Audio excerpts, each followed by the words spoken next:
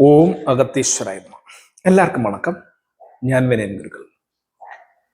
രാഹുകേതുക്കൾ ഒരു ഭാവത്തിൽ നിന്ന് കഴിഞ്ഞാല് നമുക്ക് എന്തിനെ തരും? ഒരു ചെറിയ ടിപ്പ് മാത്രമാണ് നമ്മൾ ഈ വീഡിയോയിൽ നോക്കാൻ പോണ. പക്ഷേ ഇത് മിക്കവാറും ആപ്ലിക്കബിൾ ആയിട്ട് എടുക്കാൻ പറ്റുന്ന ഒരു ടിപ്പാണ്. അത് പറയണേക്കുമ്പോ ഒരു കാര്യം പറയാം. നമ്മൾ കണ്ടിന്യൂസ് ആയിട്ട് വീഡിയോ ചെയ്ത് വരുമ്പോൾ ഇപ്പോൾ ഏതാണ്ട് 300-ലധികം വീഡിയോസ് ചെയ്തിട്ടുണ്ട്. അപ്പോ ഇതിന്റെ കുറെയൊക്കെ ശാസ്ത്രീയമായിട്ടുള്ള കാര്യങ്ങൾ, പാടലുകൾ വെച്ചിട്ടുള്ള, അതായത് ഹോരാശാസ്ത്രമൊക്കെയുള്ള ശാസ്ത്രീയമായ വീഡിയോകൾ 1, 2, 10 ഈ അധ്യായങ്ങള് ഏറെക്കുറെ നമ്മൾ മുന്നേ ചെയ്തിട്ടുണ്ട്. അപ്പൊ ചില പാടലുകൾ അതിൽ നിന്ന് പിക്ക് ചെയ്തെടുത്തിട്ടാണ് പറയുന്നത്. ചില പാടലുകൾ പറയുമ്പോൾ അപ്പോൾ ചിലർക്ക് പാടല് ആവശ്യമില്ലാത്തവരുണ്ട്, ചില വ്യൂവേഴ്സിന് പാടൽ ആവശ്യമുണ്ട്, ശാസ്ത്രീയമായിട്ട് പറയണം എന്നും പറയുന്നുണ്ട്. അപ്പൊ നമ്മൾ ഹോരാശാസ്ത്രം complete A to Z complete നമ്മൾ പഠിക്കാനായിട്ട് യൂട്യൂബിലൂടെ ഒരു അവസരം നമ്മൾ ഉണ്ടാക്കുന്നുണ്ട്, അല്ലാതെ പേഴ്സണൽ ആയിട്ട് ക്ലാസ്സുകൾ ഉണ്ട് കേട്ടോ. അപ്പോ രാഹുകേതുക്കള് എന്ത് ചെയ്യും? ഏത് ഭാവത്തിൽ നിന്നാലും രാഹുകേതുക്കള് രണ്ട് ആംഗിള്, രണ്ട് ധ്രുവങ്ങളിലാണ് നിൽക്കുന്നത് നിങ്ങൾക്കറിയാം. രാഹുകേതുക്കളുടെ ദൃഷ്ടി 7 നേരെയാണെങ്കിലും ഇതൊരു ഗ്രഹത്തിന് ഇതിന്റെ ദൃഷ്ടി വരുന്ന വേറൊരു ടൈപ്പിലാണ്. നിങ്ങൾക്ക് അറിയാമെങ്കിൽ നിങ്ങൾ കമന്റ് ചെയ്യുക. ഇവിടെ രാഹുവിന്റെ ബലം പോലെയല്ല കേതുവിന്റെ ബലം. രാഹു ഒരു ഭാവത്തിൽ നിന്ന് കഴിഞ്ഞാല് ആ ഭാവം തൃപ്തിയാവത്തില്ല.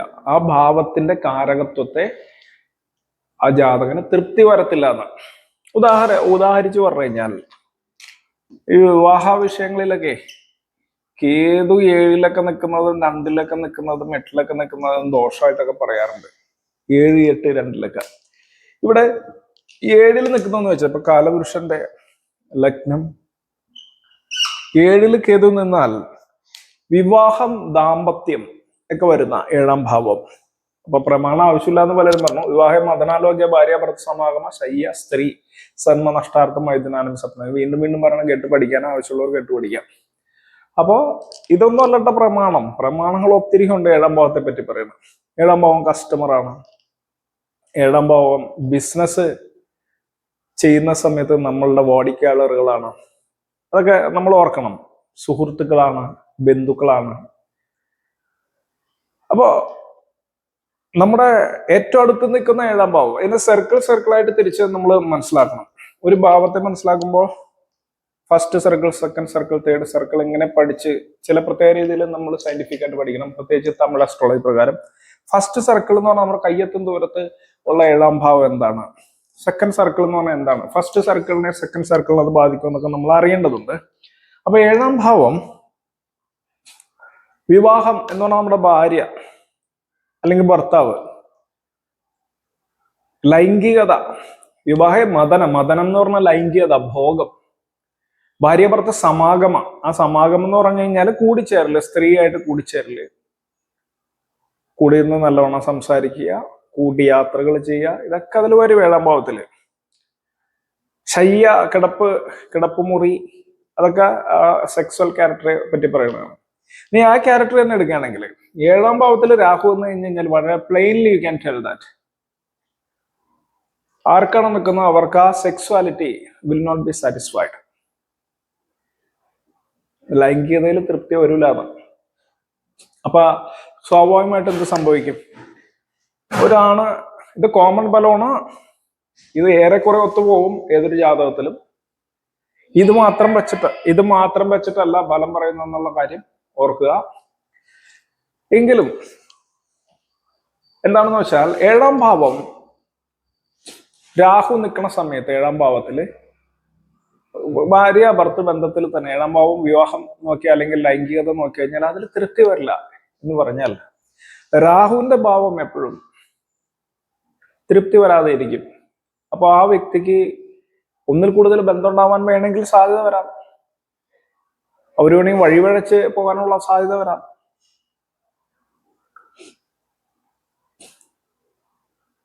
അതുപോലെ തന്നെ അവർക്ക് കല്യാണം നടന്നിട്ട് ഫെയിൽ ആവാനുള്ള സാധ്യത വരാം. ഇതൊക്കെ സാധ്യതകളാണ്. ഏതാ വരിക എന്നുള്ളത് നമ്മൾ ഷാർപ്പൻ ചെയ്യണം. കാരണം ഇവർക്ക് തൃപ്തി വരില്ല. ഉള്ള ഭർത്താവിനെ കൊണ്ടോ ഉള്ള ഭാര്യയെ കൊണ്ടോ ഇവർക്ക് തൃപ്തി വരില്ല. ഈ രാഹുവിന്റെ സ്വഭാവം തന്നെ നോക്കുക. രാഹു നിഴൽ ഗ്രഹമാണ്. ഗ്രഹം എന്ന് പറയാൻ പറ്റില്ല. സൂര്യന്റെയും ചന്ദ്രന്റെയും ഒരു പ്രത്യേക ആംഗിൾ വരുമ്പോൾ രശ്മികൾ തമ്മിലുള്ള ബന്ധത്തില് നിഴൽ അഥവാ ഒരു ഫ്യൂം പോലെ നമുക്ക് ആ ഒരു എനർജി വരുന്നതിനെയാണ് രാഹു കേതുക്കൾ എന്ന് പറയുന്നത്. നിഴൽ ഗ്രഹം എന്ന് പറയും. തലയില് ശരം കണക്ട് ചെയ്യുന്ന സമയത്ത് അതിന്റെ ശൂന്യത്തിലും പൂർണ്ണത്തിലും രാഹുകേതുക്കൾ ഉദയം ചെയ്യുമെന്നാണ് ശരകലയിൽ പറയുന്നത്. ശരം ഞാൻ പഠിപ്പിക്കുന്ന സമയത്ത് ഇതിനെപ്പറ്റി എങ്ങനെ ഗ്രഹം ഫോം ആവും എന്നൊക്കെ ഉള്ളത് നമ്മൾ ക്ലാസ്സുകളിൽ പഠിപ്പിക്കാറുണ്ട്. അപ്പൊ തൃപ്തി വരില്ല. ഇനി രാഹു ഒരു ഗ്രഹമായിട്ട് എടുത്താൽ കുണ്ഡലിനിയൊക്കെ ആധാരങ്ങളായിട്ട് ബന്ധപ്പെട്ടൊക്കെ രാഹു കേതുക്കള് നമ്മൾ പറയുന്നുണ്ട്.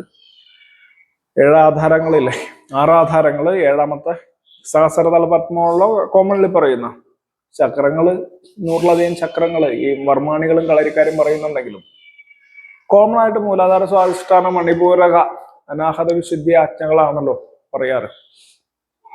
അതിന് രാഹുകേതുക്കളായിട്ട് ബന്ധമുണ്ട്. അത് നമുക്ക് അടുത്തൊരു വീഡിയോയിൽ നോക്കാമത്. അപ്പൊ ഇതില് പുരാണങ്ങൾ കഥകളായിട്ട് പറയുന്നു ചില സ്പിരിച്വൽ ആസ്പെക്ട്സ്.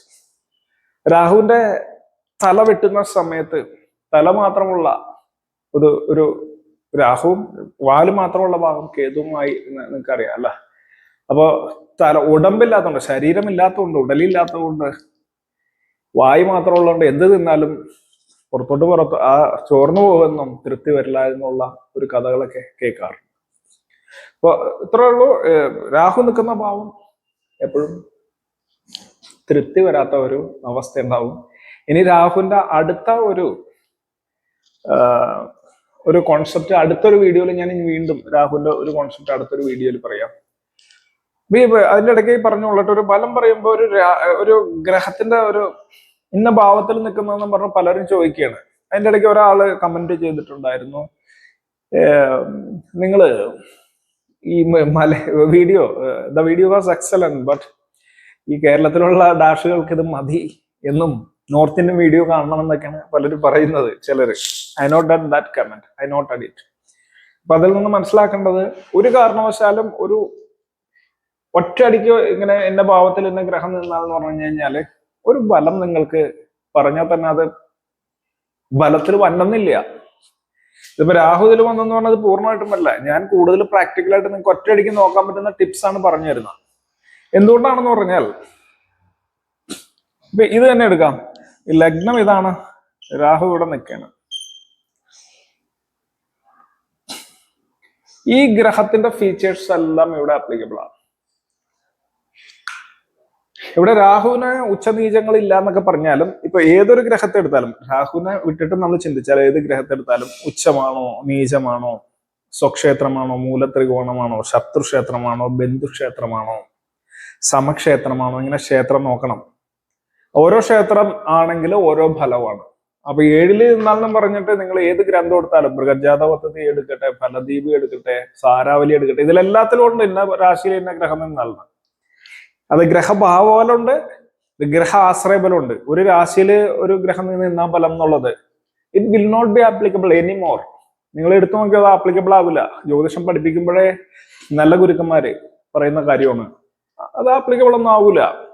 അതിന്റെ കണ്ടൻസ് എങ്ങനെ തൊകുത്തെടുക്കണം എന്നുള്ളത് അറിഞ്ഞാൽ മാത്രമേ നമുക്കറിയാൻ പറ്റുള്ളൂ. ഈ ഗ്രന്ഥത്തിലെല്ലാം ഉണ്ട് ഇന്ന രാശിയിൽ നിൽക്കുന്നുണ്ട് എന്ന് പറഞ്ഞാൽ ഇന്ന ബലം. അത് നിങ്ങൾ ബലം പറയുകയാണെങ്കിൽ നിങ്ങളുടെ പോലും ശരിയാവത്തില്ല. ഗ്രഹഭാവ ബലം, ഇന്ന ഭാവത്തിൽ ഇന്ന ഗ്രഹം വരുന്നാണെന്ന് പറഞ്ഞിട്ട് നിങ്ങളൊരു ബുക്ക് വാങ്ങിച്ചാൽ മതി. സാരാവലിയോ മൃഗജാത പദ്ധതിയോ ഘോരാശാസ്ത്രത്തിൽ തന്നെ ചില അധ്യായങ്ങളിൽ ഈ പറഞ്ഞ കാര്യങ്ങൾ കാണാം. അപ്പോ അങ്ങനെ നോക്കുമ്പോൾ അത് എവിടെ എടുക്കണം, എങ്ങനെ എടുക്കണം എന്ന് പറയണമെങ്കിൽ അതുകൊണ്ടാണ് ഹോരാശാസ്ത്രം 1-ാം 2-ാം അധ്യായം വളരെ പ്രധാനമായിട്ട് ഫീച്ചേഴ്സിനെ പറഞ്ഞു പോകുന്നത്. ഗുരു ഇല്ലാണ്ടത് പഠിക്കാന്ന് പറഞ്ഞു കഴിഞ്ഞാല് നടക്കുന്ന കാര്യമില്ല. ഞാൻ മുന്നേ പറഞ്ഞിട്ടുണ്ട്, ഞാൻ ആ ഹോരാശാസ്ത്രം പാടലുകൾ പറയുമ്പോ ഇതേതാണ്ട് ചില ആളുകൾ പറയണ ഇത് ചില യൂട്യൂബ് ചാനൽ കണ്ടിട്ട് റിപ്ലിക്കേറ്റ് ചെയ്ത് പറയുന്നതാണെന്നാണ്. അപ്പൊ മൂർത്തിത്തെ പരികല്പിത ശശവൃത വർമ്മ പുനർജന്മന ആത്മഹത്യ ആത്മവിധ അങ്ങനെ പറഞ്ഞിട്ട് ഹോരാത്ര വികല്പമേകേ വാഞ്ചന്തി പൂർവാപര വർണ്ണഡോപൽ ഓരോ പ്രമാണം പുയോബിപ്പട് ബുദ്ധിബിപ്പട് ദിയം ഹോരാഫലാജ്ഞത്തെ ഇങ്ങനെ പറഞ്ഞു പോകുന്ന പ്രമാണം അതൊരു പ്രത്യേക വൃത്തത്തിലാണ്. വൃത്ത സമുച്ചയം വൃത്ത സംഗ്രഹം പഠിച്ചിട്ടുണ്ടെങ്കിൽ നിങ്ങൾക്ക് മനസ്സിലാവും. അത് ഛന്ദസ് പഠിച്ചിട്ടുണ്ടെങ്കിൽ ഓരോ വൃത്തവും ഇപ്പോ വൃത്തം എന്ന് പറഞ്ഞാൽ തന്നെ അറിയില്ലേ, ഗണങ്ങളായിട്ട് തിരിച്ചിട്ടാണ് വൃത്തത്തെ ഉണ്ടാക്കിയിട്ടിരിക്കുന്നത്. വളരെ എക്സലന്റ് ആയിട്ട് ആ ഭാഷ കൈകാര്യം ചെയ്യാൻ പറ്റുന്നവർക്ക് വൃത്തം ഉണ്ടാക്കാൻ തന്നെ പറ്റുള്ളൂ. നമ്മൾ വൃത്തങ്ങൾ ഇപ്പൊ സംസ്കൃത വൃത്തങ്ങളായിട്ടുള്ള ഇന്ദ്രവജ്ര, കേളിന്ദ്രവജ്ര പോലുള്ള വൃത്തങ്ങളൊക്കെ ഒരു പാടൽ ഉണ്ടാക്കുമ്പോൾ തന്നെ വളരെ വളരെ പാടാണ്. അങ്ങനെയുള്ള വൃത്ത സമ്പൂർണമായിട്ടുള്ള ഒരു സാധനമാണ് ഹോരശാസ്ത്രം. അപ്പോ കാലാങ്കാനി വരാംഗമാനനം ഉരോ ഹൃക്കോട വാസോഭൃതോ വസ്തുർവഞ്ചന മൂരു ജാനുയുകളെ ജംഗേതത അങ്കൃദ്വയെ മേഷാശി പ്രഥമ നവർഷചരണ ചക്രസ്ഥിതാരാശയോ രാശിക്ഷേത്ര ഗൃഹർഷപാനി ഭവനം ജയകാർത്ത സമ്പ്രദ എന്ന് പറയുന്നതിലും കാലാങ്കാനി വരാംഗം ആനനമുരോ ഹൃത്ക്രോഡ വാസോഭൃതോ, ഇതാണ് അതിന്റെ ട്യൂൺ. കോമൺ ആയിട്ട് പഠിപ്പിക്കുന്ന ആൾക്കാര് ഇപ്പോ ഇങ്ങനെ ആരെങ്കിലും ഇതേറ്റവും ഉള്ളിൽ ചൊല്ലിയിട്ടുണ്ടെങ്കിൽ ഞാൻ വീണ്ടും റിപ്പീറ്റ് ചെയ്യുമ്പോ ഈ വൃത്തത്തിൽ ഇങ്ങനെയാണ് ഏറ്റവും സുഖകരമായിട്ട് പറയാൻ പറ്റുന്നത്. അല്ലെങ്കിൽ കാലാങ്കാനി വരാംഗമാനനമുരോ ഹൃത്കോട വാസോഭൃതോ ഇങ്ങനെ ചൊല്ലിക്കഴിഞ്ഞാൽ ഈസി ആയിരിക്കും. അല്ലെങ്കിൽ കാലാങ്കാനി വാരാംഗമാനനമുരോ ഹൃത്കോട വാസോഭൃതോ വസ്തുർവഞ്ചന ഊരുജാനുയുകളെ ജംഗേതേ അങ്കൃതയെ മേഷാശി പ്രഥമ വർഷചരണ ചക്രസ്ഥിതാരാശയോ ഇങ്ങനെ ചൊല്ലിക്കഴിഞ്ഞാൽ നിങ്ങൾക്ക് മനസ്സിലാവാത്തത് കൊണ്ട് മനസ്സിലാക്കാൻ വേണ്ടിയിട്ടാണത് അങ്ങനെ പറയുന്നത് കേട്ടോ. അപ്പൊ അതും ഓർത്തിരിക്കുക. ഇതിൽ ഏത് പ്രമാണമാണെങ്കിലും കഡ്യാം സീതവസ്ത്രവേഷ്ടിത കൃഷ്ണശക്ത ഇവാഭിരക്ഷതും ഇങ്ങനെ പറഞ്ഞു പോയി കഴിഞ്ഞാൽ കഡ്യാം സീതവസ്ത്രവേഷ്ടിത കൃഷ്ണ ഇങ്ങനെ പറയുമ്പോൾ നിങ്ങൾക്ക് കുറച്ചുകൂടി മനസ്സിലാവും എന്നുള്ളതാണ്. അപ്പോ പ്രമാണം ഹോരശാസ്ത്രത്തിന്റെ ഒന്നാമത്തെ രണ്ടാമത്തെ അധ്യായത്തിൽ ബേസിക്സ് ആണ് പറഞ്ഞു പോകുന്നത്. അഡ്വാൻസ് ലെവലിൽ ഞാൻ ഒത്തിരി എക്സ്പ്ലനേഷൻ തന്നിട്ടുണ്ട്. അത് ബുക്കുകളിൽ നിന്ന് കോപ്പി അടിക്കാതെ എന്റെ തന്നെ. അപ്പൊ ചില വീഡിയോസ് മാത്രം കണ്ടിട്ട് ചിലവര് അയ്യോ അത് അങ്ങനെയാണ്, you can feel something similar. ഞാൻ കളരിയൂർക്കളാണെന്ന് ചിലവർക്ക് അറിയാം, ചിലവർക്ക് അറിയില്ല. ഞാൻ ചെയ്തിരിക്കുന്ന കളരിയിൽ ഒരൊറ്റ വീഡിയോ പോലും ഒരാളുടെ അടുത്ത് കോപ്പി അടിച്ചിട്ടില്ല. കാരണം നമുക്ക് അത്രയും കണ്ടന്റ് ഉണ്ട്, നമ്മൾ അത്രയും വർഷം പഠിച്ചത്. അപ്പൊ ഇത്രയും കണ്ടന്റ് ഉള്ള ഒരു ശാസ്ത്രം, അതിന്റെ അപ്പുറം കളരി പോട്ടെ, കളരി പലർക്കും നമ്മൾ തന്നെ എത്രയോ കളരി ഗുരുക്കന്മാരെ പഠിപ്പിച്ചിട്ടുണ്ടെന്ന് അറിയാവോ? കളരി പഠിപ്പിക്കുന്ന എത്രയോ ഗുരുക്കന്മാരെ കേരളത്തിൽ തന്നെ മർമ്മം തന്നെ ആദ്യമായിട്ട് ഓൺലൈനിൽ പഠിപ്പിച്ചത് നമ്മളാ. ശരിക്കും കുലമർമ്മങ്ങളൊക്കെ ആദ്യമായിട്ട് ഓൺലൈനിൽ കുലമർമ്മമൊക്കെ നമ്മളാണ് പഠിപ്പിച്ചത്. അപ്പോ ഇപ്പോഴും നമുക്ക് കളരിയിലെ മർമ്മശാസ്ത്രത്തിന്റെ 33ഓളം കോഴ്സുകൾ ഓൺലൈൻ തന്നെ നമ്മൾ നടത്തുന്നുണ്ട്. കേരളത്തിൽ ആരും നടത്തിയിട്ടില്ല, ഉറപ്പിച്ചു പറയാം. അപ്പൊ കണ്ടന്റ്സ് അത്ര ഉണ്ട്. അതുപോലെ ശരകല അതും ഓൺലൈൻ നമ്മൾ നടത്തുന്നുണ്ടായി. അപ്പൊ ഇതൊക്കെ ഈ ചാനലിൽ പറയുന്നത് ചിലരുടെ കമന്റിനുള്ള ഉത്തരമായിട്ട് നിങ്ങൾ എടുത്തോളാം കേട്ടോ. അപ്പോ ഒരു ഗ്രഹം ഒരു ഭാവത്തിൽ നിന്ന് കഴിഞ്ഞാൽ അതിന്റെ ഫലം അങ്ങോട്ട് പ്ലെയിൻലി അങ്ങോട്ട് പറയാൻ പറ്റില്ല. ഇപ്പൊ രാഹുവിന്റെ പറഞ്ഞെങ്കിലും എന്തുകൊണ്ടാന്ന് പറഞ്ഞാൽ 1ഉം 2ഉം അധ്യായം ആദ്യം പറഞ്ഞപ്പോ അതിൽ തന്നെ ഫീച്ചേഴ്സ് പറഞ്ഞു. ഗ്രഹ യോനി പ്രകരണം, അതുപോലെ രാശി പ്രകരണം. അപ്പൊ ലാസ്റ്റ് അധ്യായത്തിൽ ഒരു പ്രമാണം ഞാൻ പറഞ്ഞില്ലേ, ആരും പറയാത്ത ഒരു പ്രമാണം എപ്പോഴും പറഞ്ഞു. രാശി പ്രഭേദോ ഗ്രഹയോനി ഭേദോ വിയോനി ജന്മോ അധ നിഷേധകാല ഇങ്ങനെയാണ് പറഞ്ഞു പോകുന്നത്. അപ്പൊ രാശി പ്രഭേദമാണ് ആയത്, ഗ്രഹയോനി ഭേദമാണ് രണ്ടാമത്തെ അധ്യായം. അപ്പൊ രാശി പ്രഭേദവും ഗ്രഹയോനി ഭേദവും ആണ് ഫസ്റ്റ് നോക്കേണ്ടത് ഒരു ജാതകം കിട്ടുമ്പോ. അപ്പൊ രാശിയുടെ ഫീച്ചേഴ്സ് നമ്മൾ നോക്കണം. രാശിയുടെ ഫീച്ചേഴ്സ് എന്ന് പറഞ്ഞാൽ എന്താണ്? ചരസ്ഥിര ഉഭയരാശിയാണോ, ആൺ പെൺ രാശിയാണോ, ധർമാർത്ഥ കാമ മോശങ്ങളാണോ രാശിയിൽ വരുന്നത്, ജീവൻ മൂലം ധാതുക്കളിൽ ഏതാണ്, പഞ്ചഭൂതങ്ങളില് നീർ നിലം കാറ്റ് ഞെരുപ്പ് മുതലായ തത്വങ്ങളിൽ ഏതാണ് വരുന്നത്. ഇനി കുറച്ചും കൂടി ഇത് പറഞ്ഞാല് ഉദിക്കുന്നത് തലകൊണ്ടാണോ അതായത് ശീർഷോദയം ഉപയോദയം, ശീർഷോദയം എന്ന് പറയുന്നതാണോ പൃഷ്ഠോദയമാണോ രാശി വരുന്നത്, ഉപയോദയം എന്നൊക്കെ പറഞ്ഞിട്ടുണ്ട്, അതാണോ? ഇനി അതല്ല ഗ്രാമരാശിയാണോ, നഗരരാശിയാണോ, രാത്രി രാശിയാണോ, പകൽ രാശിയാണോ, ഇരുകാൽ രാശിയാണോ, നാലുകാല് രാശിയാണോ? രാശി ഒരു രാശിയുടെ കേസാ പറയുന്നത്. ഫീച്ചേഴ്സ് അതുപോലെ ജലരാശിയാണോ, നിലരാശിയാണോ? ഇനി ആ രാശിയിൽ തന്നെ സ്ഥാനം എന്ന് പറയുന്ന ഒരു കാര്യം കൂടിയുണ്ട്. ഇപ്പൊ ഞാൻ പല കാര്യങ്ങളും ഇപ്പൊ രാശിയുടെ ഫീച്ചേഴ്സ് പറഞ്ഞില്ലേ, ഈ ഫീച്ചേഴ്സ് ആദ്യം എടുത്ത് നോക്കണം. ആദ്യം പറഞ്ഞ ഫീച്ചേഴ്സ് ഏറ്റവും വളരെ പ്രധാനമായിട്ടുള്ളതാണ്. ഇനി തന്നെ ചില പ്രമാണങ്ങൾ, നിശാഖ്യ എന്നൊക്കെ പറഞ്ഞിട്ടുള്ള പ്രമാണങ്ങളിൽ നിശാരാശിയില് തന്നെ പറയുന്നതുണ്ട്. നിശാരാശിയിൽ തന്നെ അതിന്റെ സബ് ഫീച്ചേഴ്സ് ഉണ്ട്. പകൽ രാശിയിൽ തന്നെ സബ് ഫീച്ചേഴ്സ് ഉണ്ട്. പിന്നെ ചന്ദ്രന്റെ രാശിയാണോ, സൂര്യന്റെ രാശിയാണോ, ഇതൊക്കെ കുറെ വീഡിയോ ഞാൻ ഇതിനെപ്പറ്റി മുന്നേ ചെയ്തിട്ടുണ്ട്. ഈ രാശിയുടെ പ്രദേശം ഏതാണ്, ഇതൊക്കെ നമ്മൾ ഒറ്റയടിക്ക് ഓർക്കാൻ വേണ്ടിയിട്ടാണ് 1-2 അധ്യായം പറഞ്ഞിട്ടുള്ള. അപ്പൊ ഒരു രാശിയെ നമ്മൾ കാണുമ്പോൾ ആദ്യം മുതല് ഗുണമാണ് കാണണമെങ്കിൽ ആ ഗുണങ്ങളെ എടുക്കണം. ഇനി പ്ലേസ് ആണ് എടുക്കണമെങ്കിൽ പ്ലേസിനെ എടുക്കണം. ഏതിനെയാണോ നമ്മൾ ചിന്തിക്കേണ്ടത്, ഇപ്പൊ തൊഴിലിനെ ചിന്തിക്കണമെങ്കിൽ ആ രാശിയുടെ തൊഴിലുമായി ബന്ധപ്പെട്ട ഫീച്ചേഴ്സ് മൊത്തത്തിൽ നമ്മളുടെ തലയിലേക്ക് പെട്ടെന്ന് വരണം. അപ്പൊ ആൺപെൺ രാശി, ചരസ്ഥിര ഉഭയരാശി, ധർമാർത്ഥ കാമ മോക്ഷങ്ങള് വരുന്നത്, പഞ്ചഭൂതങ്ങൾ വരുന്നത്, സ്ഥലം നിലം വരുന്നത്, മനുഷ്യരാശിയാണോ, മൃഗരാശിയാണോ, പക്ഷിരാശിയാണോ, ഉരക രാശിയാണോ, വൃക്ഷാദികൾ വരുന്ന രാശിയാണോ, ഗ്രാമമാണോ, നഗരമാണോ? ഇനി ഗ്രാമമാണെങ്കിൽ ചെറിയ ഗ്രാമമാണോ, വലിയ ഗ്രാമമാണോ? ഇനി വെള്ളമുള്ള രാശിയാണെങ്കിൽ ആറ്റുവെള്ളമാണോ, കായൽ വെള്ളമാണോ, അതോ കിണർ വെള്ളമാണോ? ഇങ്ങനെ ഒത്തിരി ഫീച്ചേഴ്സ് ഉണ്ട്. ഇങ്ങനെയുള്ള ഫീച്ചേഴ്സ് അല്ലാണ്ട് പ്രശ്നം വെക്കുമ്പോൾ ഇനി കുറെ സാധനങ്ങളൊക്കെ ഉണ്ട്. അഷ്ടരാശി, പ്രഷ്ടാംഗ രാശി, മറ്റേത് മറിച്ചത്, അങ്ങനെ ഗുണങ്ങൾ. അത് പ്രശ്നത്തിൽ എടുക്കേണ്ട ആവശ്യമുള്ളൂ എന്ന് വിചാരിക്കാം. ഇത് കോമൺലി എല്ലാത്തിലും എടുക്കേണ്ടതാണ്. ഇനി ഖണ്ഡകേന്ദ്ര ചതുഷ്ടയ സപ്ഞ എന്ന് പറഞ്ഞുള്ള അങ്ങനെയൊക്കെയുള്ള പ്രമാണം വെച്ചിട്ട് കേന്ദ്രരാശി, ത്രികോണരാശി, കേന്ദ്രാൽപരം പണപരം, ഇങ്ങനെ പറയുന്ന പ്രമാണം വെച്ചിട്ട് കേന്ദ്രാൽപരമാണോ, പനപരമാണോ, ആപോക്ലിമമാണോ? ഇനി ത്രികോണത്തിൽ തന്നെ ധർമാർത്ഥ കാമ മോക്ഷങ്ങൾ, കാമത്രികോണോ, അർത്ഥത്രികോണമാണോ, മോക്ഷത്രികോണമാണോ, ധർമ്മത്രികോണമാണോ? ഇങ്ങനെ ത്രികോണങ്ങൾ ഏതാണ്? ഈ ഗ്രഹം നിൽക്കുന്ന രാശിയുടെ പ്രത്യേകതകളെ.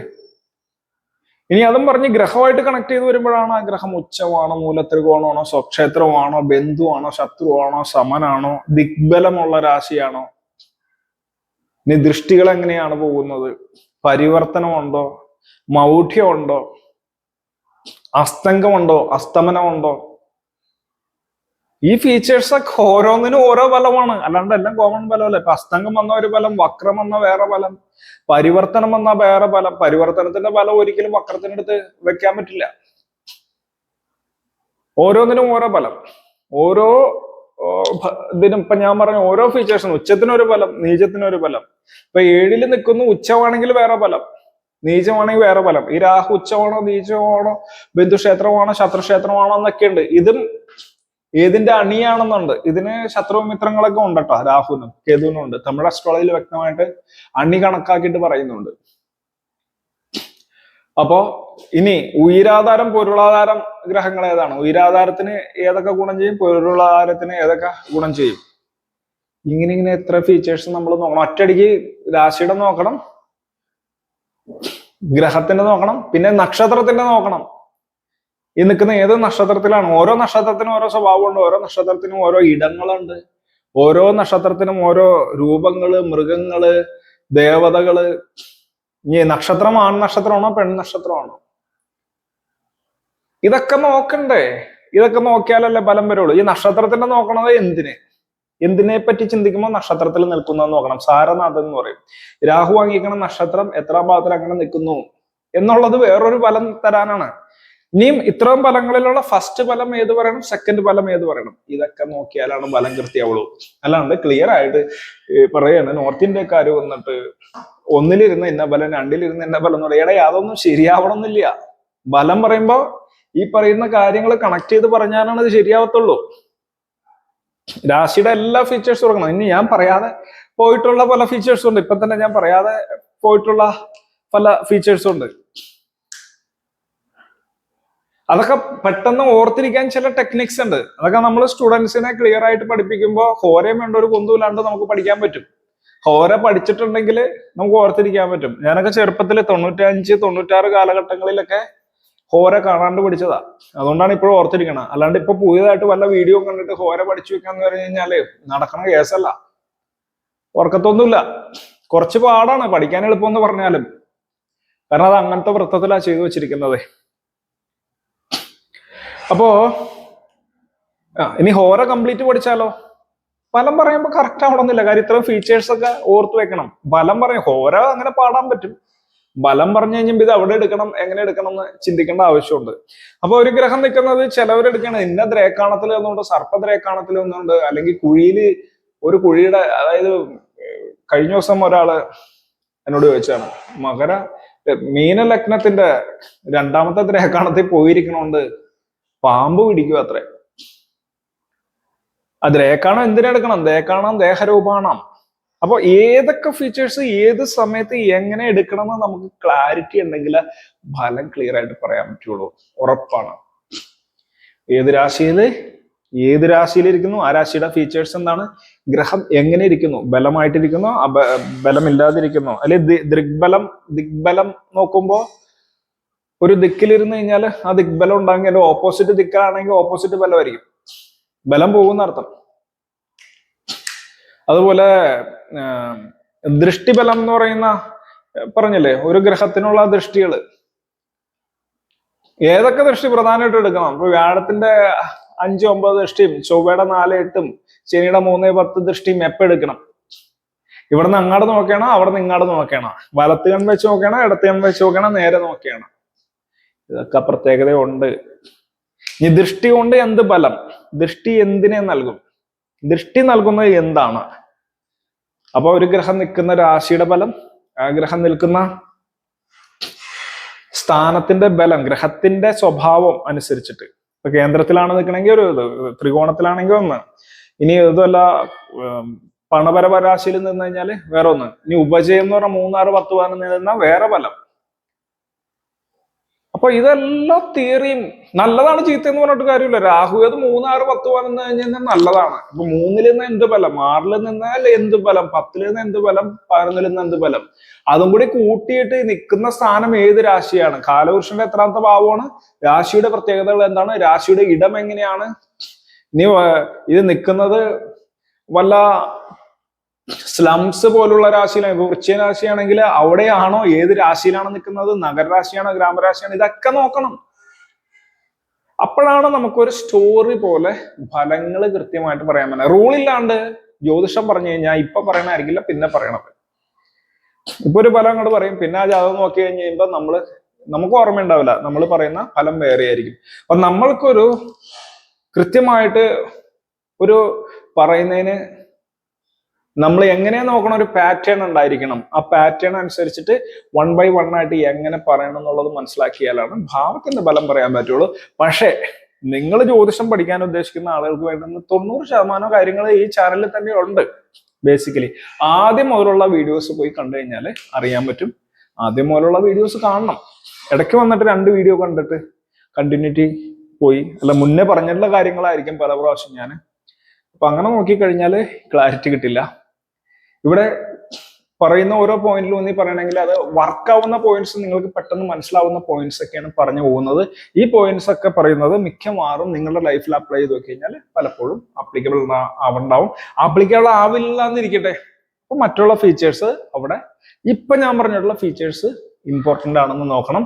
അതൊരു ബുക്കിൽ നോക്കി പഠിക്കാനും പറ്റൂല. നിങ്ങൾ ഓരോന്ന് പാറ്റേൺ അനുസരിച്ച് ക്ലിയർ ആയിട്ട് പഠിച്ചാൽ മാത്രമേ, ഏത് എപ്പ് എടുക്കണം എന്ന് അറിഞ്ഞാൽ മാത്രമേ ക്ലിയർ ആയിട്ട് ബലം പറയാൻ പറ്റത്തുള്ളൂ. വളരെ സിമ്പിൾ ആണെന്ന് ചിലപ്പോൾ നിങ്ങൾക്ക് തോന്നും.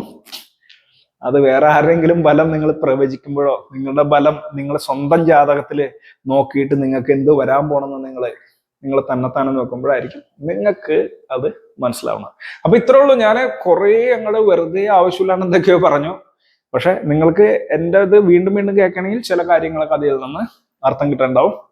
പറഞ്ഞിട്ടുള്ളൂ. 7ാം ഭാവത്തിൽ രാഹു വന്നു കഴിഞ്ഞാൽ 7ാം ഭാവത്തിന്റെ കാരകത്വം തൃപ്തിയാവൂല. അപ്പൊ കാരകത്വം ഓർത്തിരിക്കണം. ഭാവകാരകത്വങ്ങളെല്ലാം നല്ല കാണാപ്പാടമായിരിക്കണം. ഗൃഹകാരകത്വങ്ങൾ കാണാപ്പാടമായിരിക്കണം. രാശികാരകത്വങ്ങൾ കാണാപ്പാടമായിരിക്കണം. നക്ഷത്രകാരകത്വങ്ങൾ കാണാപ്പാടമായിരിക്കണം. ഇതിന്റെ ഇന്റർ കണക്ഷൻ ആണ് ഫലം എന്ന് പറയുന്നത്. ആ രാശി കാരകത്തോട് നേരത്തെ പറഞ്ഞത് ആൺ പെൺ ചരസ്ഥിര ഉഭയം ധർമാർത്ഥ കാമമോഷങ്ങള് പഞ്ചഭൂതങ്ങള് ധാതുജീവൻ മൂലങ്ങള് പൃഷ്ടോദയം ഉഭയോഭയം പൃഷ്ടോദയം ശീർഷോദയം മുതലായുള്ള തല കൊണ്ട് ഉദിക്കുന്ന പൃഷ്ഠം കൊണ്ട് ഉദിക്കുന്നത് രണ്ടും കൊണ്ടും ഉദിക്കുന്നത് അങ്ങനെയൊക്കെയുള്ള കാര്യങ്ങള് നോക്കുക. പിന്നെ മുഖമുണ്ട് രാശിയുടെ, അധോമുഖിയാണോ ഊർധ്വമുഖിയാണോ എന്നൊക്കെയുള്ള രാശി, തിര്യക് മുഖിയാണോ രാശി, ആ സൂര്യൻ നിൽക്കുന്നതനുസരിച്ച് രാശിയുടെ എനർജി എങ്ങനെയാണ്, രശ്മി ബലം പോണെന്നുള്ളതാണ്. ഇതൊക്കെ വേർതിരിച്ച് ഓരോന്നിന്റെ ഗുണം എങ്ങനെയാണ്, അത് ഏതൊക്കെ അപ്ലൈ ചെയ്യണം, ഒരു സമയത്ത് ഏതെടുക്കണം. ഇപ്പൊ ഒരു തൊഴിൽ പറയുമ്പോൾ ഏതെടുക്കണം, ഒരു ദാമ്പത്യം പറയുമ്പോൾ ഇതിലുള്ള ഏത് ഫീച്ചേഴ്സ് എടുക്കണം എന്നൊക്കെ കൃത്യമായിട്ട് നിങ്ങൾക്കൊരു പാറ്റേൺ ഇല്ലെങ്കിൽ ഉണ്ടല്ലോ, പറയുന്ന വല്ലതും നിങ്ങൾ മനസ്സിലാക്കണം വല്ലതും ഒക്കെ ആയിരിക്കും. ഇപ്പൊ തൊഴിലെടുക്കുമ്പോൾ രാത്രി രാശിയാണോ പോൽ രാശിയാണോ എന്നൊക്കെ എടുക്കാം. ഇനി ഗ്രഹത്തിന്റെ ഫീച്ചേഴ്സ്, ഗ്രഹം ആണാണോ പെണ്ണാണോ, ഗ്രഹം പഴയ കാലത്തൊക്കെ ആണെങ്കിൽ ബ്രാഹ്മണൻ ക്ഷത്രിയൻ വൈശ്യൻ ശൂദ്രൻ ഇങ്ങനെയൊക്കെ ഉള്ള ഫീച്ചേഴ്സ് പോലും ഗ്രഹത്തിന്റെ എടുക്കുമായിരുന്നു അന്നത്തെ കാലത്ത്. ഗ്രഹത്തിന്റെ സ്ഥലങ്ങളുണ്ട് ഗ്രഹത്തിന്, ഓരോ ഗ്രഹത്തിനുള്ള സ്ഥലങ്ങൾ, അതൊക്കെ എന്റെ വീഡിയോയിൽ നിന്ന് കിട്ടും. ടിപ്പായിട്ട് നിങ്ങൾ ഓർത്തിരുന്ന, നിങ്ങൾ മുന്നത്തെ വീഡിയോ കൊണ്ട് നിങ്ങൾ മറക്കാത്ത രീതിയിലാണ് ഞാൻ പറഞ്ഞു വെച്ചിരിക്കുന്നത്. അല്ലാണ്ട് ഒരുമിച്ച് ഇന്ന് പറഞ്ഞിട്ട് ബുക്ക് നോക്കിയിട്ട് തട്ടുന്ന പരിപാടിയൊന്നുമില്ല ഇതില്. അപ്പൊ നിങ്ങൾക്ക് ആവശ്യമുള്ളത് നിങ്ങൾ ഇപ്പൊ ഞാൻ പറയണത് നിങ്ങൾ ഓർത്തിരിക്കും, എനിക്കറിയാം. ഞാൻ ഒരു പോയിന്റാണ് പറയണെങ്കിൽ അത്തരത്തിലാണ് പറയണം. അപ്പൊ എല്ലാം കൂടി കൂട്ടി ഇണക്കി പറയാൻ പറ്റണം. അപ്പൊ ഭാവത്തിന്റെ ഉള്ള കുറെ ക്യാരക്ടേഴ്സ് പഠിക്കണം. ഒന്നാം ഭാവത്തിന്റെ തന്നെ ഞാൻ ഇംഗ്ലീഷ് വീഡിയോ മലയാളം വീഡിയോ ഇട്ടിട്ടുണ്ടായിരുന്നു. അപ്പൊ ഏത് ഭാവത്തിലെ ഏത് ഫീച്ചർ ഇപ്പൊ പറയണം. ഇപ്പൊ 6ാം ഭാവമാണ് നമ്മൾ നോക്കണെന്ന് വിചാരിക്കാം. ചില ആള് ചോദിച്ചാണ്, വീഡിയോ കുറച്ച് ലെങ്ത് ആയി പോണ്ടേ, ലൂസ് സ്റ്റോക്ക് ആയി പോകുന്നുണ്ട്. അത് നിങ്ങൾ എടുത്താൽ മതി. കുറച്ച് കമന്റ്സ് വന്നുകൊണ്ട് കണക്ട് ചെയ്ത് പറയുന്നേ ഉള്ളൂ. കമന്റ്സ് ഒക്കെ പോയി നിങ്ങളും വായിച്ചു നോക്കുക. അപ്പോ 6ാം ഭാവമാണ് എടുക്കണമെങ്കിൽ തസ്കരാതി വിജ്ഞാതി വ്യാധിയസ്ഥ തനുക്ഷതി മരണം വ്യാധി ശസ്ത്രാണ് ചിന്തനീയ ശസ്ത്ര. 6ാം ഭാവം കൊണ്ട് കള്ളന്മാര് ശത്രുക്കള് രോഗം കടം മരണദോഷങ്ങള് അപകടങ്ങള് ആശുപത്രി കയറ്റി ഇതൊക്കെയാണോന്ന് ചോദിച്ചു കഴിഞ്ഞാൽ അത് ഇനിയിപ്പോ കടം എടുക്കണ സ്ഥലത്ത് ശത്രു എടുക്കണോ കടം എടുക്കണോ രോഗം എടുക്കണോ. ഇനി 6ാം ഭാവത്തിന്റെ ഫീച്ചറാണ് ജോലി. സാധാരണ നമ്മൾ ചെയ്യേണ്ട ജോലി അടിമപ്പണി എന്ന് പറയും. ജോലി ആരെങ്കിലും കീഴിലുള്ള ജോലി എടുക്കണോ, ഇനി പോലീസ് പട്ടാളം ഫയർഫോഴ്സ് മുതലായ ഫീൽഡിൽ എടുക്കണോ, ഇനി ഡോക്ടർ നേഴ്സ് മുതലായത് വരുന്ന 6ാം ഭാവത്തിലാണ്.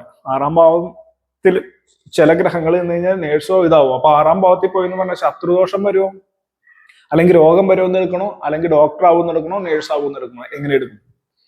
ഇതൊക്കെ ഇതൊക്കെ നോക്കി നിങ്ങൾക്ക് എടുക്കാൻ പറ്റണം. അല്ലെങ്കിൽ 6ാം ഭാവത്തിൽ ഗ്രഹം പോയി, എന്റെ പൊന്നുടവേ പണി കിട്ടൂലോ.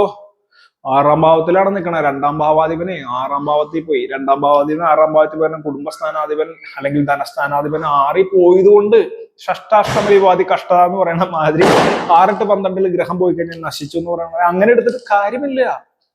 2ാം ഭാവത്തിന്റെ ഫീച്ചേഴ്സ് 6ാം ഭാവമായിട്ട് കണക്ട് ചെയ്യുമ്പോൾ 6ാം ഭാവത്തിലെ ഏത് ഫീച്ചേഴ്സ് ഇപ്പൊ ഞാൻ പറഞ്ഞ ഫീച്ചേഴ്സ്, കടം വരുമോ, വഴക്ക് വരുമോ, അല്ലെങ്കിൽ നിങ്ങൾ ബാങ്കില് ജോലിക്കാരനാവോ, അതായത് കടം തിരിച്ചു പിടിക്കുന്ന ഡിപ്പാർട്ട്മെന്റിലെ ലോണിന്റെ ഡിപ്പാർട്ട്മെന്റിലെ ജോലി ആയിരിക്കോ നിങ്ങൾക്ക്, അല്ലെങ്കിൽ നിങ്ങൾ പോലീസുകാരനായിരിക്കോ, അല്ലെങ്കിൽ ഇലക്ട്രിസിറ്റി ബന്ധപ്പെട്ടിട്ടുള്ള ഈ കറണ്ട് ലൈൻമാൻ കയറുന്ന ലൈൻമാൻ മുതലായ ജോലി ആയിരിക്കോ, വാട്ടറിന്റെ അടിയിൽ അണ്ടർ വാട്ടറിൽ ചെയ്യുന്ന മൈനിങ് പോലുള്ള ജോലി ആയിരിക്കോ, മരുഭൂമിയിൽ ഊക്ഷരമായിട്ടുള്ള മരുഭൂമിയിൽ ചെയ്യുന്ന കൺസ്ട്രക്ഷൻ വർക്കുകളായിരിക്കോ.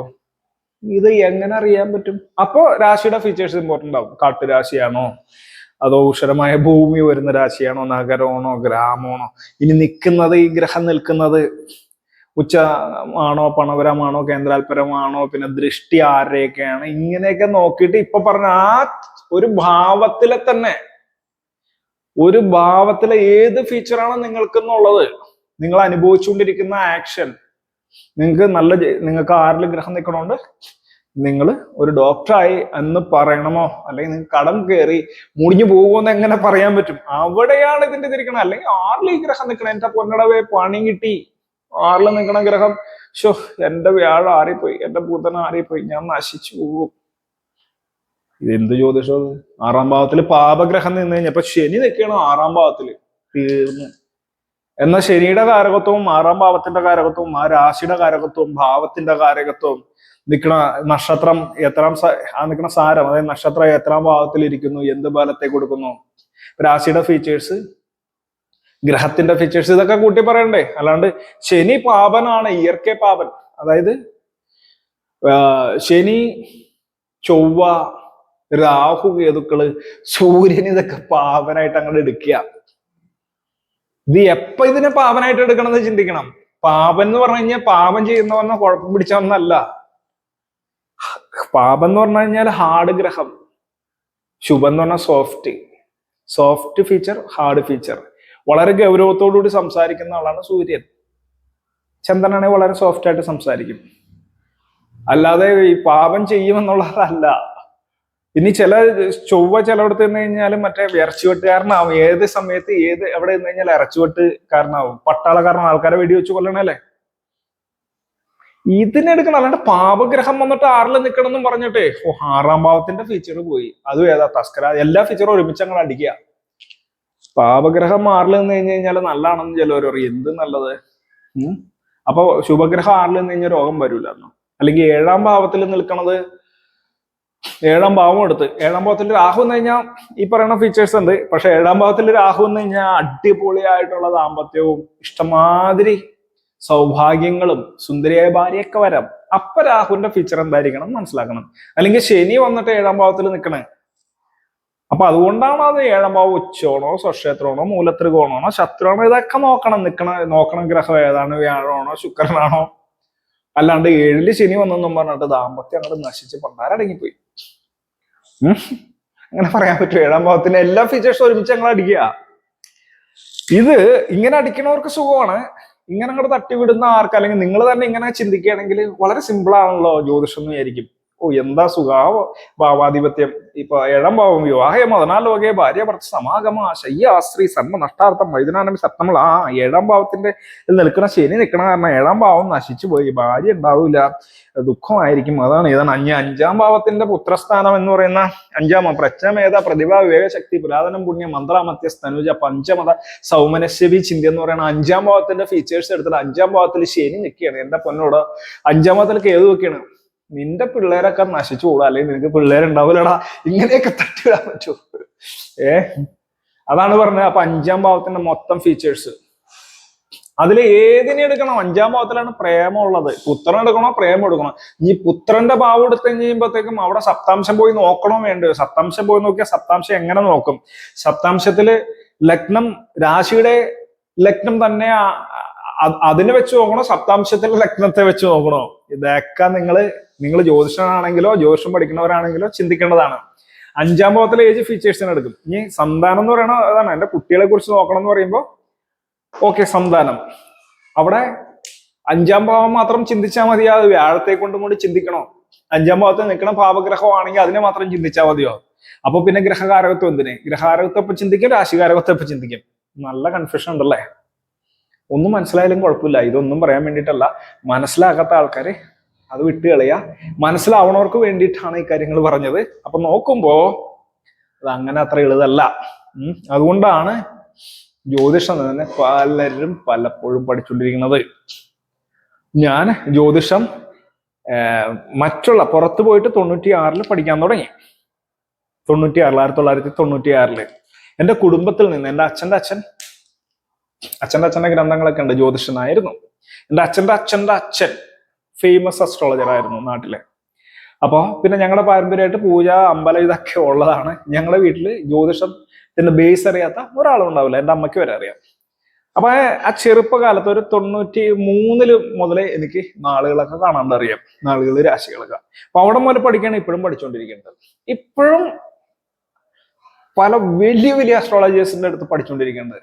അപ്പൊ എന്തിനാന്ന് പറഞ്ഞാൽ ഇത് എങ്ങനെ ഷാർപ്പായിട്ട് ബലം പറയാം, എങ്ങനെ ഇതൊക്കെ എത്ര ശതമാനം ബാധിക്കും, എത്ര ശതമാനം ബാധിക്കുന്നില്ല, ഇത് ബാധിക്കോ ഇല്ലയോ, എത്ര ശതമാനം ബാധിക്കും, എത്ര ശതമാനം ബാധിക്കുന്നില്ല.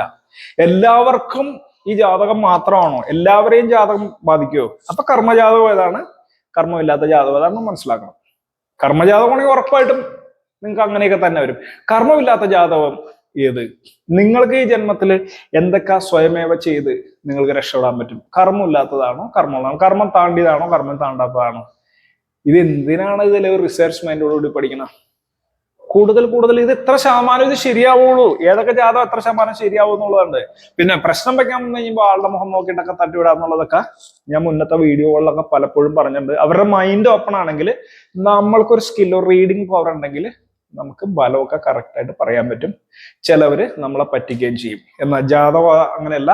അതാണ് പറയുന്നത് കട്ടം പാത്ത് സൊല്ല്, ജാതകം പാത്ത സൊല്ല് എന്ന് പറയുന്നത്. അതുകൊണ്ടാണ് ജാതകം ക്ലിയർ ആയിട്ട് കൊണ്ട് നമ്മുടെ അടുത്ത് ഇരിക്കുന്നുണ്ടെങ്കിൽ ഏറെക്കുറെ ഷാർപ്പായിട്ടൊക്കെ നമുക്ക് കുറെ കാര്യങ്ങളൊക്കെ പറയാൻ പറ്റും. നിങ്ങൾക്കും സ്വന്തം ജാതകം നോക്കി ബലം പറയണമെന്നുണ്ടെങ്കിൽ എൻ്റെ ഈ ചാനലിലുള്ള പല വീഡിയോകൾ കണ്ടു കഴിഞ്ഞാൽ നിങ്ങൾക്ക് എന്തായാലും കുറെ കാര്യങ്ങളൊക്കെ ക്ലിയർ ആയിട്ട് മനസ്സിലാവും.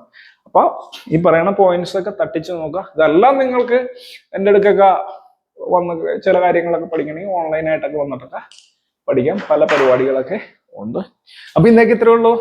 എല്ലാവർക്കും ഒരിക്കൽ കൂടി വണക്കം. ഓം അഗസ്തീശ്വരായ.